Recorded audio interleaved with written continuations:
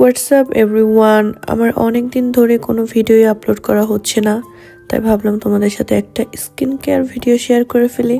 First আমি use করে নিয়েছি ক্যালারেন্সের একটা ক্লিনজার। এখন আমি এর উপরে ফেসিয়াল লেজার অ্যাপ্লাই করব, বিকজ আমার স্কিনটা একটু ফ্ললেস হওয়া দরকার।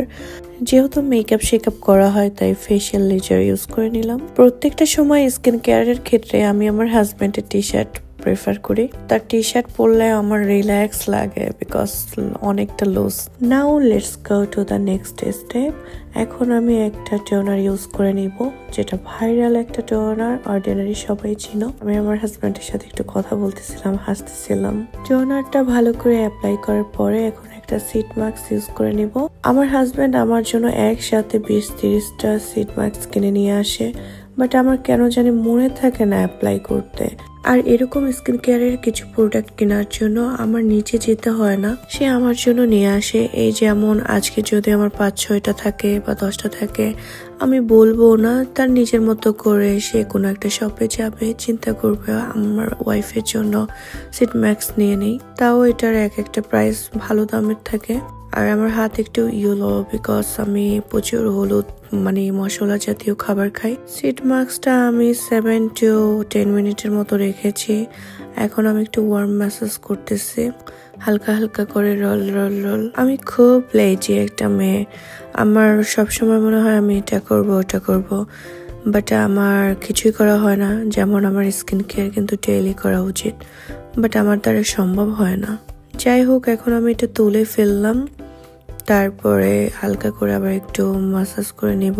এখন অ্যাপ্লাই করে নিব ফ্যাব্রিকটা আরেকটা সিরাম, যেটা হানাসুই।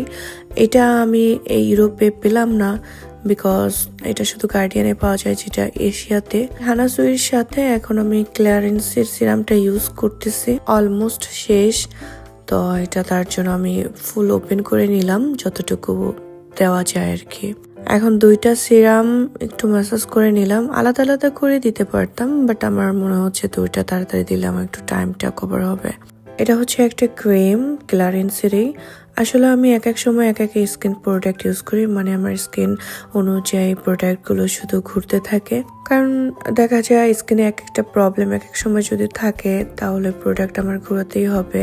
আর ডক্টর দেখিয়ে প্রোডাক্ট দিলে তো তারা স্কিন দেখে স্কিনের প্রবলেম বুঝে তারপর প্রোডাক্টগুলো দেয়। এখন এই লিপ বামটা ইউজ করব, কারণ আমার একটু ড্রাই লাগতেছে লিপটা। এটা খুবই ভালো একটা প্রোডাক্ট, লিপকে ময়শ্চারাইজ করে। আর আমার এটা অ্যাপ্লাই করলে মনে হয় কিছুটা চিপা দিয়ে খেয়ে ফেলি। নাও টার্ন ফর আই সিরাম। এক ড্রপ নিব, কারণ চোখে বেশি পড়লে চোখ জ্বালাপোড়া করে। আর আস্তে আস্তে করে, যেহেতু অ্যাপ্লিকেটার নেই, আস্তে আস্তে করে আমি অ্যাপ্লাই করতেছি। এটা আইয়ের আন্ডার অ্যান্ড লিডে ইউজ করব। এখন আমার হাতে আছে আই ড্রপ, যেটা হাজবেন্ডকে দেখাচ্ছিলাম কয়টা আছে, কারণ এটা আমার ঘুমানোর সময় আমি 2-3 ড্রপ ইউজ করে ঘুমাই চোখের ভিতরে। লাস্ট ফিনিশিং, এটা একটা কোরিয়ান প্রোডাক্ট ডার্ক স্পটের জন্য, কিছুটা গ্লুর মতো।